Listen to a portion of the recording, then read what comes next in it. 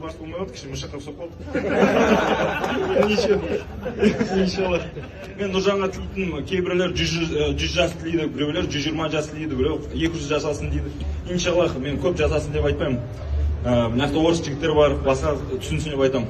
Я тебе не говорю, что ты 100 лет прожил, 120 лет прожил. Я тебе говорю, что ты, если умер достойно, иншаллах, с честью, с достоинством. Пусть наша честь, наше достоинство всегда будет при нас. Пусть Аллах укрепит нас на истине, иншаллах, и заберет нас на истине.